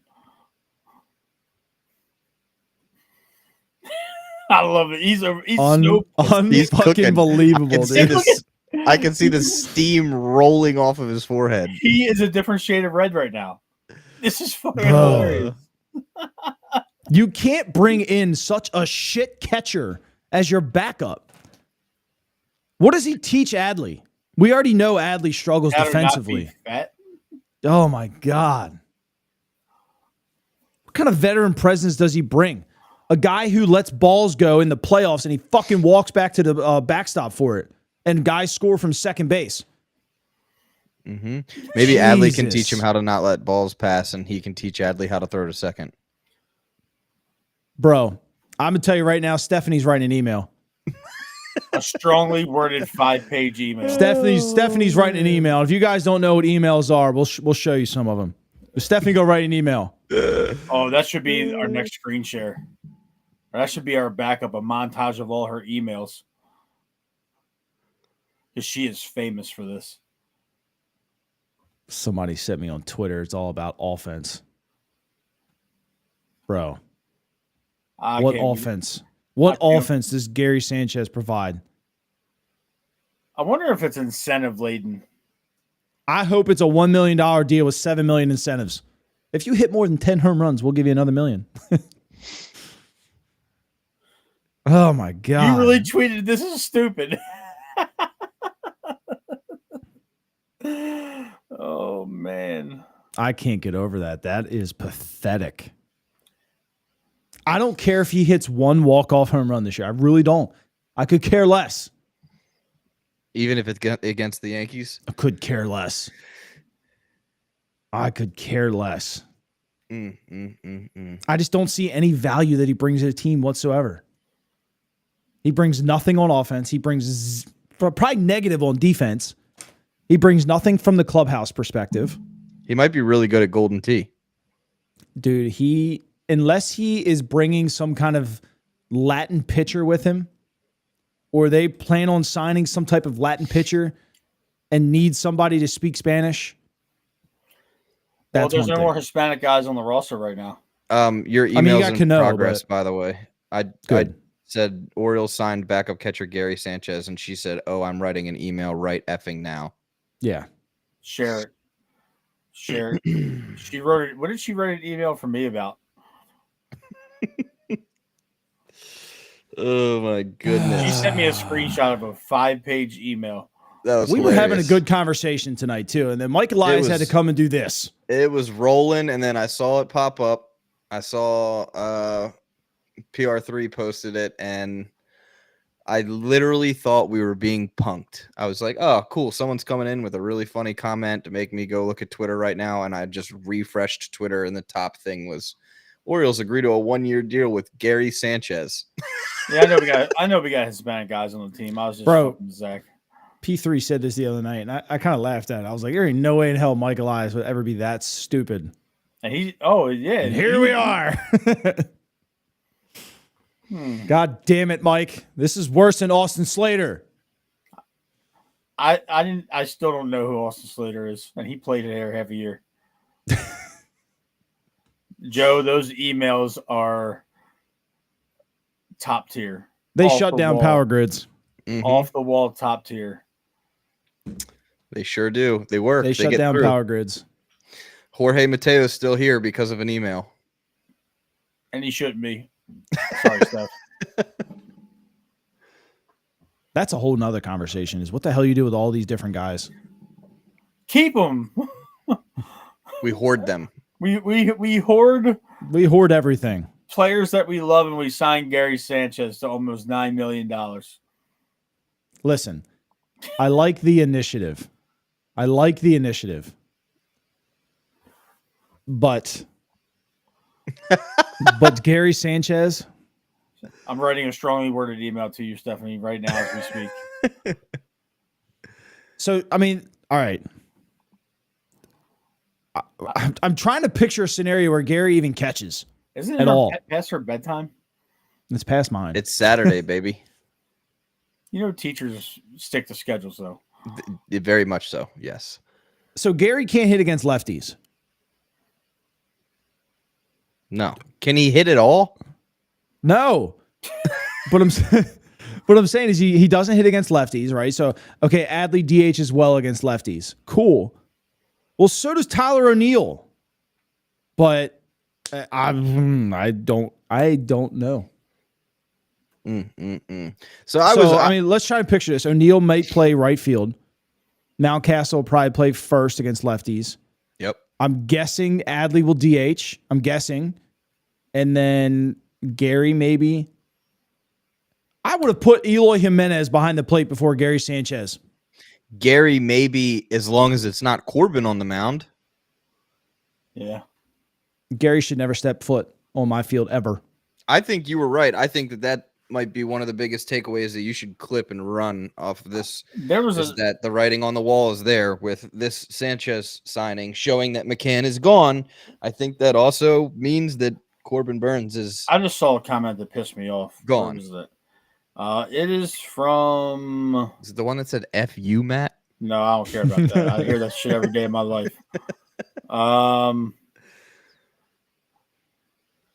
Where'd it go? Man, where was it? This one? Nope. It was the comment where they said that the Sanchez signing is manipulation time to hold off on Basayo. Yeah. Where is that? Fellas reading the room here, do you guys think that we see Basayo this year? We should.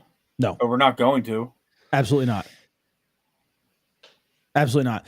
And the only reason why I say that is because he's still only 20 and he has a lot to learn as far as calling a game at the upper levels and managing a long season and managing different players in and out of the bullpen and starting rotations. He's got a lot to learn. I don't think we see him until 26. Gary Sanchez could teach him how to do that.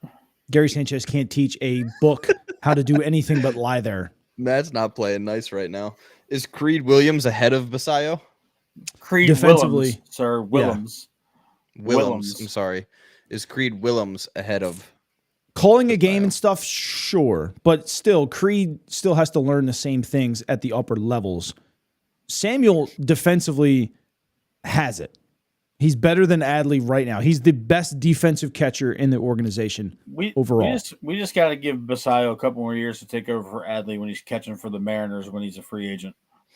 Well, I mean, Zach, you said Basayo is the best defensive catcher in the organization right now. You meant to say was. We just signed Gary Sanchez. No. Gary would be probably late. I'm 36, and Gary would be probably after me at 36, and I haven't squatted in 12 years. Hey, who do you not like more, Sanchez or John Harbaugh? John Harbaugh. Yeah, Zach is not a Harbaugh fan. I don't know. Basayo's definitely not blocked. I think Basayo's got a clear path here. It's just he's going to get the Jackson treatment. Jackson wasn't ready last year. He'll get his little call up. He'll struggle. He'll go back down. They'll say, "Hey, these are the things you got to work on. We'll see you in 26." Kind of. I want to know how Mayo's blocked. Mayo doesn't have position. That's why he's blocked. They might try him in right field. You unblock him by moving Mountcastle. Maybe. His defensive is not great, so he still has to learn. So I wouldn't move Mountcastle until I know for sure Kobe Mayo's ready. Now, if you get into the season and Mayo's playing great, yeah, but I don't know. Mayo can be our right-handed DH. So then where does Tyler O'Neill go? Well, he ain't playing against righties, so. Yeah. If he's not going to play against righties, you have Mayo in there. But I remember we talked about it last year. Mayo had what, like 40 at bats all year against left-handed pitching. Like, he doesn't see lefties at all, so all his damage came against righties. How much money did we give Ryan O'Hearn? $8 million? $8 million. Rory, Mayo's not really good anywhere in the field, so right. They were talking about putting him in right field. That's what scares me. That's like what they do with the Little League, where like your worst defensive player goes in right field and picks dandelions and shit. Stephanie has the groundbreaking analysis. Yeah. Well, it's funny that the first big move the Orioles made is for a power guy too. Two of them. Like literally somebody that hits the ball out of the park and doesn't play small ball. So, Zach, how much did he get signed for? Yikes. $8 million. There's something interesting. Gary Sanchez worth the same amount of money as Ryan O'Hearn, both signing $8 million deals. Gary is more, actually. Gary Sanchez is a 170 hitter in the playoffs. I got the alert on my phone from Bleacher Report. 170 with 46 strikeouts. Joe said that he was a guy in right field picking dandelions. My man.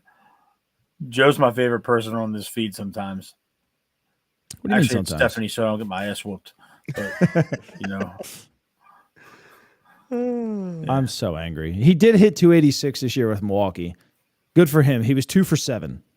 I got to get a tiny music box for Zach for when we talk about Gary Sanchez, especially when he walks off the Yankees this year. Shove that music box up your ass. When I want to that see. I know Zach's ready to cook a little graphic and a little video up on this one. This is going to be a good one tomorrow. I will release a video of all the shit that Gary Sanchez has missed over the years, and I'll even throw a cheeseburger on one of the balls just to make it look like his fat ass is running back to the backstop. So we sign nothing but fat catchers now? Yes. Oh my God. He doesn't look fat in his pictures. He's fat. Wait, does that mean I can play? He's lazy. If I got into a catcher's position, dude, he's 6'2", 258. Okay. That's not huge, but I think Adley's better served being our punter on the Ravens right now than being our catcher on the Orioles. Because they call him the Sanchez. Gary, you haven't been good since 2013. We were having such a good stream, and then all of a sudden, this is a fantastic stream. I am thoroughly enjoying myself over here right now. I don't care. Like if you, I will say we have 231 people watching on Twitter, so maybe my rants are doing well. Hey, I was excited. I was like, dang, we're going to get on, talk about Tyler O'Neill. You know, they changed the wall around. This is a good spot for him if he can stay healthy. And then Gary Sanchez news and then breaks. Michael Ice was like, thank you, John Heyman. Thank you, John Heyman. I'll take Gary for 800, please. It's funny is I need to tag Glenn Clark. Because remember he tweeted something. It was like, I need the Orioles to sign somebody so we don't sit here and bitch about the Ravens losing for 2 weeks. Well, here you go. I'm going to bitch about Gary Sanchez for the next 2 months. There you go, Glenn and Rita, or Rita and Glenn, whichever way is the correct way to say it. Godly. Oh, man, this is great. Stephanie wanted to be the punter, too. I want to go back to Andrew Heaney, so I'm not so pissed off anymore. Or somebody else. I don't even care. Anybody at all. Sanchez can catch for Andrew Heaney. God, he can't catch for anybody. Oh, I see what you're doing there. You don't have anybody antagonize you every day, do you, Zach? My boss, my wife, my kids. Hi. Yankees Twitter. Why is Blake Trenines? I don't even know how do you say his last name? Trenine, the reliever for the Dodgers. Training. Why is his market value at $2.4 million? Look up Sanchez's market value compared to his contract. Please do it. Please do it. I don't want to. Please do it. Just for me, please. I don't want to. Come on, be a nerd for a second, Zach. Come on, please. I don't even see him on here because they know he's not even good enough. I need it. What happened to us being on Elias Diaz? Yeah, that too. His market value was $13 million. That's probably why. Please find Sanchez's market value. Dude, he's not even on here. Do you guys know what his deal with the Brewers was last year? Yeah, like $1 million. It was 1 year, $3 million. So he got a His market value is 3.6. he got 3.6. 125% pay bump. Mm-hmm. To be His the backup best calculated value for his age was a 3-year, $6 million deal. and he got that plus 2.5 for one. Bro. I'm telling you guys, I literally think that this is just a veteran leadership role. Who's his agent? Is it Boris? You could have paid him $3 million to be a veteran leader, not 8.5. Yeah, that's hefty. That's Hefty as our. I understand you're trying to get out there and show maybe potentially other players you're willing to spend. And yes, we're taking it serious, but holy fuck. Excuse my French. I literally thought when it broke, I was thinking like 4. I was like, okay, they probably gave him 4, 4.5. I would have been mad at 4. 8. Wait, 9. 0.5. Isn't it almost 9? 8.5. 8.5. Yeah. 8.5. It's 0.5. 8.5. So he's going to average $1.1 million a month to be our backup catcher. I'm gonna get Zach. I love Gary America. Sanchez jersey. I love this. I love baseball. Baseball gives me joy in November. I hope they December. trade him to like the Korean Owls by like April. Hey guys, I know you posted Sasaki here. Well, we'll send you Gary Sanchez too instead of the $8 million we have to pay. Speaking of Sasaki, I wanted to talk about him because I saw something. I sent it to the group chat. I want to bring it up on air. We're not in on him. I know we're not in on him, but I saw that I think we are. We were linked to Saya Suzuki from the Cubs, obviously before the Tyler O'Neill signing, and that would have been a good ad to kind of convince Sasaki to come here because he wants to go where there's Asians. And what's crazy is Maryland's got one of the most populated Asian communities in the entire country outside of California. That's why Fuji had a great fan base here. Yeah, well, Fuji also threw gas, so there's Sometimes. that. Yeah, he was either getting shelled or he was looking like the best reliever in baseball. There was no in between. God damn it! I was not expecting that at all. But I know if I'm not mistaken, I think the international signing bonus pools, I think they reset on January 31st. Are we looking at Gary Sanchez shit right now? Is that him? Fucking Gary Sanchez. Is that him? Yeah. That's a big dude. I told you. He's a big boy. That's a real big dude right there. How old is he? 32, 33? Something like that. I can't wait to download MLB The Show 25 and start him and send it to you. In all honesty, so though, angry. what could I can't see, your logo's covering your face right now, so I can't see how red you are. He's hiding. I'm so angry. What could How do I get bring rid to of the this table? damn thing? What's going on in the bottom right-hand corner with the toilet there, bud? Let's get that off the screen. I don't know. It's an ad. I know you're mad, Zach, I'm trying to get rid of this off the screen here. but in all honesty, there has to be something that Gary brings to the table. Not for $8.5 million. Veteran leadership. He has pictures of like Elias's wife or something like that for $8.5 million. Jesus Lord. She's a nice lady. She has to be. She married Brandon Hyde. No, Mike Elias. Elias, yeah. I've never seen Hyde's wife. Elias's wife sits next to him all the time. Gary Sanchez hasn't hit over 230 since 2019. Okay, so pre-COVID. Yikes. Now, granted, he's hit 20, 33, 18, 34, 23, 16, 19, and 11 home runs in his career. Mm-hmm. But no. I thought we were trying to move past the 210 hitter with 20 home runs. That's why we were letting Anthony Santander walk. Yep. Well, that's what you thought, Zach. But now I think it's very clear that Tony's gone. I think it's clear that McCann is gone, which in turn is clear that Burns is gone. Burns is going to hurt, but it is not going to crush me. I don't like we're baseball prepared anymore. for that. I just don't even like baseball anymore. Mm. This is so dumb. Look, there's nothing that can break my heart this weekend. The Ravens are on a bye, so this is pure sports gold for me. I thought the same until this little freaking ticker went across Twitter here. And then we're playing, the Little Sisters of the Poor next Sunday, so it's gonna be a good couple weeks. I don't care where you're at, what you got going on, if it's late, what your kids have. But when we play the Yankees and Gary Sanchez pinch hits for a walk-off home run to win the game, we're going live. I don't care. He's hurt. I'm pissed. And now I've got people on Twitter that are trying to tell me that Gary Sanchez is better than James McCann offensively. Well, So here we go. It's true, though. That's not. It's true. What is considered better? Because you slightly suck a little less? That's the definition of better. Yes. You don't suck as bad. So James McCann had a higher average.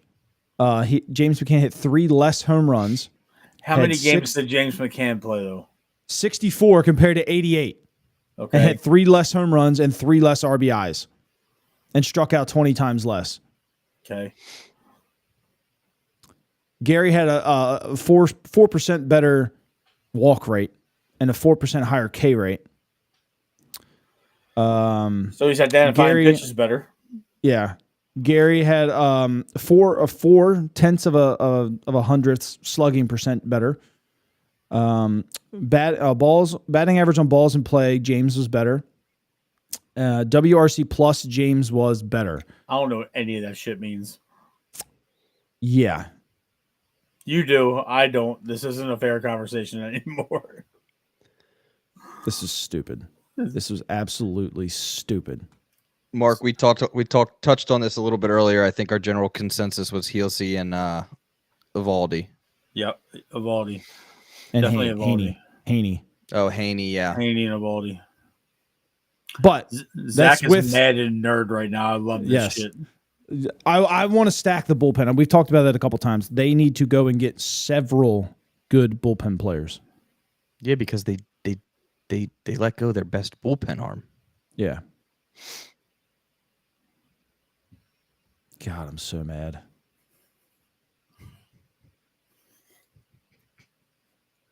Moment of silence for Zach. I'm just looking against left-handed pitching. McCann hit 213. Gary hit 212. Cool. It's almost even. James was better defensively. Well, I mean, Gary had 10% of walks against lefties, and James had 2. That's it right there. So he's more patient. Sure. We need to get you a Sanchez jersey. Gary Sanchez sucks. I fucking love tonight. Oh, man, this is against fun. right-handed pitchers. Gary Sanchez hit 220. James McCann hit 246. Both had 4 home runs. James had more RBIs, less strikeouts. So, with all this being said, what does that say about McCann? McCann's probably going to go sign with a damn contender now.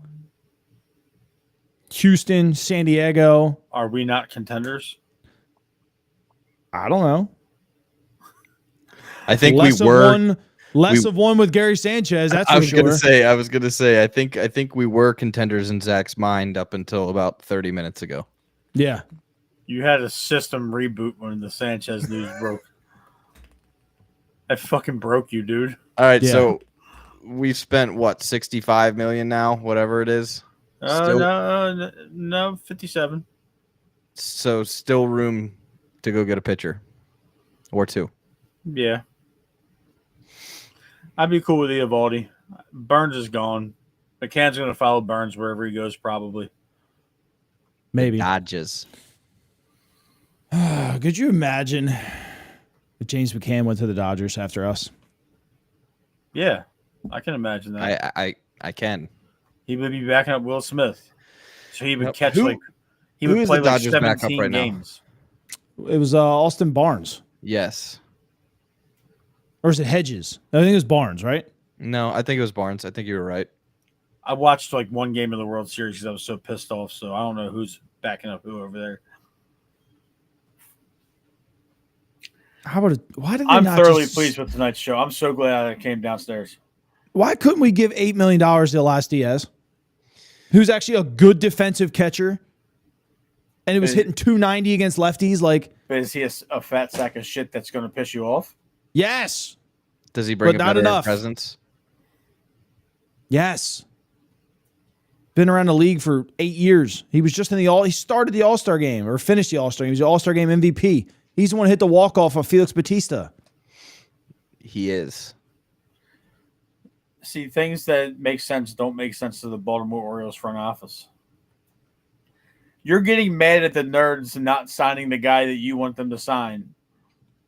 So They could have signed absolutely anybody out. I'm like, cool. But Gary Sanchez, I'm like, you're an idiot. I'm applying to Orioles jobs right now. That's how bad is this. don't do that Oh. because if they hire you, you can't do this with us anymore. Oh, I can do a lot more. Adley May heard there's a new catcher in town, so Adley wanted to join the show for a second. God, I'm so angry. Hi, Adley. Incredible. I would have took Martin Maldonado over that sack of shit. And that dude hasn't hit over like 110 years. Let's post Mark's comment about Kirby Yates. I Where's that do like Top Yates. comment. I like Kirby I Yates. do. Yes. I would take Yates for a year. Even at 38 years old, I would have gave Kirby Yates $8 million. I say we just make our bullpen all 35 and 40-year-old guys because That's all that's left. like no, I'm saying like legitimately like give me Verlander, Scherzer, Yates, Robertson, and let them just get the young dudes, whipped into shape. So you've got Robinson's 39.6. Ottavino, I used to love Ottavino when he was younger, but he's 39. Yates is 37.7, so he'll be 38 next year. Kenley Jansen's 37.2. Give me all Craig those guys. Kimbrell's only 36.5. I never want to see Craig Kimbrell play baseball for the Baltimore Orioles again in my fucking life. Joe You said you Kelly, want 'em all, so you gotta take 36.4. No. Tim, Ryan stop Presley's using my words 36 against years me. old. I mean, they're all 36 basically. Drew Smiley, 35. Drew Smiley's pretty decent. Yep. There's a couple of them. Yimi Garcia's only 34. I would take Yimmy for a year. Yeah. Kendall Graveman's turning 34 here in a couple days. What's his market value? You've been talking about him forever, though. $5.3 million market value. Could have had him over Gary Sanchez. We got just about 250 watching your meltdown right now. I'm thoroughly enjoying this. What's Finnegan's market value? I know I always bring him 13. up. 13. Yeah, that's what I'm saying. Why 13. I would have gave him $8 million because he's a free agent. He just got cut. Yep. Romano, same thing. 10. We could have given another $2 million for a back-end bullpen guy. Like, I don't know. I'm calming down now, but I'm just pissed. Jacob Junis, $4.3 million. Like, you could have signed two really good bullpen guys for $8 million. But you signed Gary Sanchez. It's actually, honestly, like I said, I couldn't believe it still doesn't feel real. I wish it wasn't. Maybe we'll wake up and it'll just be a joke. I don't think this is a joke. This is a reality. Again, I'm happy that they're showing effort. But this screams Craig Kimbrell all over again. Made my ass itch just now. Mine's been itching for 62 minutes now. You even got down to the minute. I just threw out a number there. I was about to say, good. I just threw out a number. Oh, God, it ruined my whole night. Now I just want to go to bed. Hopefully he hits 73 home runs for the Orioles. That'd be great. Again, I'll shiny shoes. Don't even care. But, yeah, whatever. It goes back to all of this shit. You know, he was so bad he didn't even have a market value. But some guys you have to overpay for. Why backup catchers are getting $5 million over their market value is beyond me. But that's the theme this year. I want to know what Shane Bieber decided to take $11 million less than his market value to stay in Cleveland of all places. Good for him for doing it, but I really wish Bieber would have been an Oriole this year. me too. Mhm. Me too. That would have Bieber really and helped the team. Eovaldi would make me so happy as an Orioles fan. Oh my God, both of those I guys wouldn't have cared if they missed out on Fried if they had both of those guys. We're going to miss out on him, too. I think we are too. We are going to miss out on the top 3 available arms, and it is going to piss me off to no end.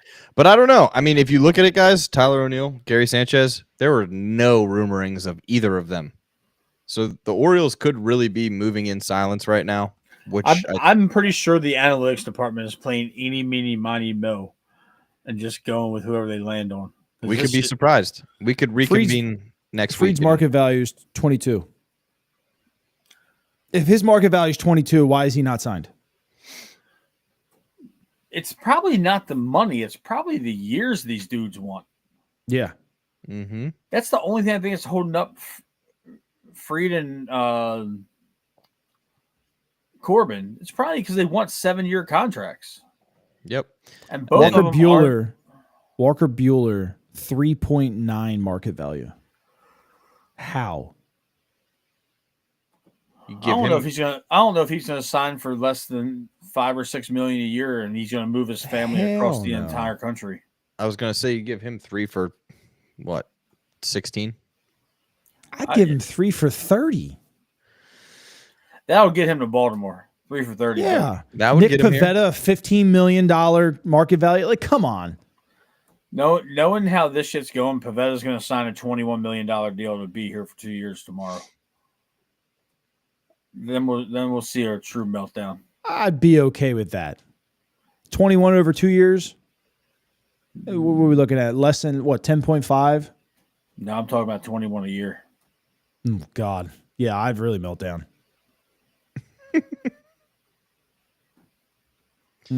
What did we learn tonight, boys? We That learned Zach that Mike doesn't Elias is really smart and really stupid at the same time. I I learned said that, it. I said it live. I'm I learned sorry. that there was a player that Zach does not like. There's not many of them. I know. You find the good in everybody. And you have not said one nice thing about Gary Sanchez tonight. Well, because I'm a catcher. Like, so I study catchers. That's what I like to do. You asshole, Tim. And Gary sucks at every asset of baseball.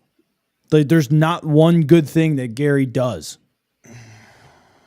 But I mean, teams think he does, so they keep giving him a shot, and he keeps going out and hitting 210. So cool, good for him. Well, I'm okay with the fact that we got 2 grown adults now in the clubhouse. So maybe players won't show up late, and maybe they'll I'd get still rid of like Mike Soroka. the nap. Go back to this one here. I I'll want take Mike Soroka. Soroka. I'll take Soroka over Kirby Yates. I'll I take like Soroka. Soroka. But they Soroka's did good. say that I did read some reports that Soroka's been getting starting pitching interest. Starting pitching is hard to find. I mean, we all What's know with that. wanting But, these relievers to be starters all of a sudden? well, he is a starter, but he got hurt, and he went into so he started for Chicago last year, the White Sox, and was pathetic. And when he moved to the bullpen, he was damn good. He was on the White Sox. Yeah, What's Soroka's market value? He was with Atlanta for years, and That's he what was I very said. good. I thought he was a Brave. Yeah. No, they let him go after he had the arm surgery. What's Soroka's market value? 2. Go get 2. him tomorrow. I'd give him 2 for 15 right now. 2 for 15. Call it a deal. You know who else I wouldn't mind taking a flyer on? Is Michael Lorenzen. I don't know why. I'd give him a flyer. He had 3.32 ERA last year, 130 innings. I was gonna say I thought he was around 350, but 3.32. Yeah. Hey, I just want to let you know Sanchez is making $11 million next year. I'm dead ass serious. I just looked it up. He's making 8.5 with us, and he's making another 2.5 owed from his previous couple of ball teams. San Diego. Yeah. Mm-mm-mm. Yep. And he's got an extra $4 Oh, million yeah. dead Gary cap. Sanchez hit a grand slam against us last year off Flaherty. Or 2 years ago, sorry. 2 years, yep. Oh, fuck Jack Flaherty. So that's cool. Remember when people wanted us to kick the tires on him again last year at the deadline? At this point, I was kind of open to it because I was just ready for anybody to be a fucking Oriole. That's what I think. You know, being an Orioles fan is kind of like voluntarily subjecting ourselves to Stockholm syndrome. We keep coming back for more, baby. Because they convince us that it's going to be better year after year after year. And we are subjecting ourselves to the same bullshit with a different date on the calendar every single year. It's kind of like being a Ravens fan, too. Maybe Gary Sanchez will just refuse to play. Zach, are you okay? I'm reading Jim Bowden's comments. He's an idiot. Nah, Rob, we're not paying him $11 million. He's getting 2.5 from the Padres. Mm-hmm. Thank Lord. I like this one. My man Moose. Moose has got the coolest name on the thread. Yeah, Moose is correct. Moose is such so a angry. Baltimore nickname too. I know like 5 guys who nickname is Moose, all from Baltimore. I could get behind Lorenzen. Yeah. Isn't he like a hefty dude too? No, No? he looks decent. Golly. I'm like so mentally checked out in life right about now. Isn't that a good time to wrap the feed? Yeah, Yeah. God. No, I'm pissed. All right, we had fun. Kind of. Yeah. It's kind of like a Matt dirty had more Sanchez fun. party. You're just doing that shit on purpose now. It was a lot of fun. Oh, God. I don't know how Zach's gonna sleep tonight, but I'm about to go on some Twitter rants here shortly. I'm ready for it. I'm staying up just so I'm going to chime in. I'm Yeah, actually going to chime in. I would have felt better if we would have signed Lance Lynn over Gary I like Sanchez. Lance Lynn. I don't care loved what Lance Lynn, man. Lance Lynn's a good pitcher, man. And he's like he seems like a Baltimore dude. And he had a 3.8 last year. I mean, that's pretty good. You're talking about numbers. I just think he fits here. He had a 5.7 in LA that's a last big year. boy. Yeah. Yeah. Problem is he gives up a lot of home runs. He gave 44 home runs in 2023. Look, the peak physical fitness of a Baltimore Orioles pitcher was forever and will always be Sidney Ponzone. I love That's Sidney, Lance man. Lynn, though. That man That's the never same met guy. a beer or a plate of food he didn't like. Nope. Man after my own heart.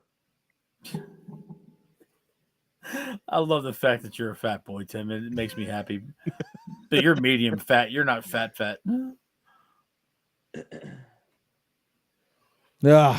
All right. We'll got wrap it up after that. You got a cool outro video or just the intro? I got No, some. just I the got. intro. Should I play the intro again? So we got 278 people watching. I got good outro music. No. No, don't you play that stupid don't box. You fucking do it. Don't you fucking do it. All right, we'll play the intro as the outro, and I'll end it after that. How about that?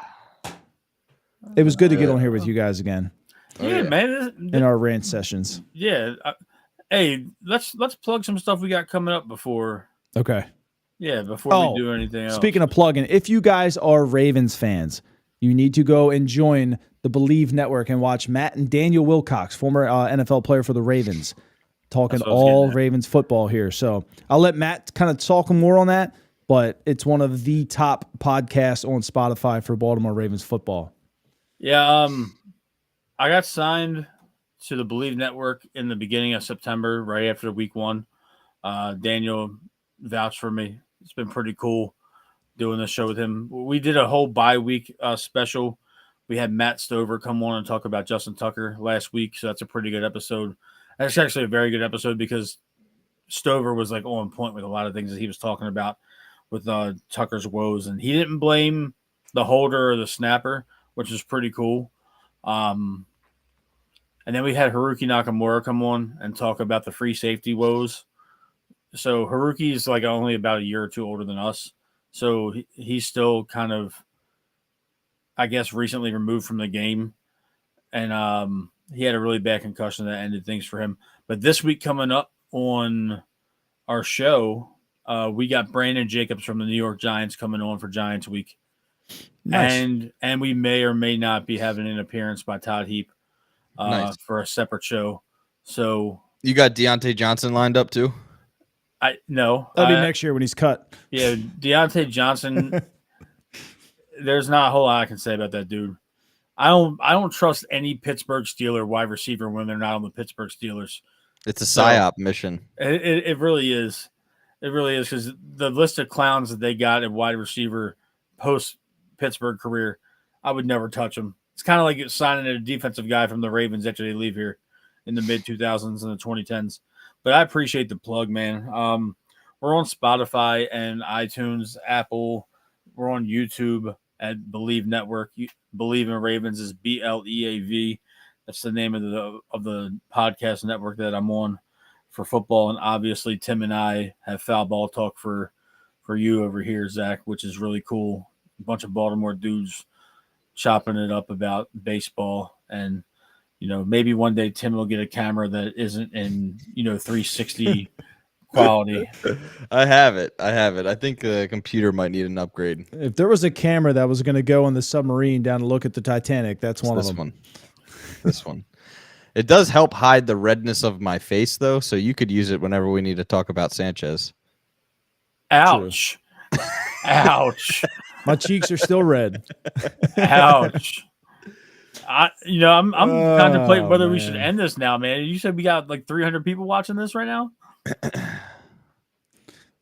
Yeah. Somebody on Twitter said, name one thing McCann does better than Sanchez. I said, breathe, walk, and play baseball. Oh, man. Can't wait to go lay on the couch and scroll You were the light of my Saturday night, Zach Moore. Yep. Mm-hmm. All right, so let's play our Lord and Savior right now, second highest contract in Orioles history. That dude is this guy right here. Why is Tyler he that O'Neill. damn big? I'm going to tell you what, Roquan, if you don't make a couple more tackles here lately, this guy's coming for your spot. I would like to see them in an arm wrestling competition. I think that'd be pretty good there for some charity. That'd be pretty cool. All right, I'm going to kick off the intro video and sign off. It was a joy and a pleasure with you guys tonight, and I will catch you all later.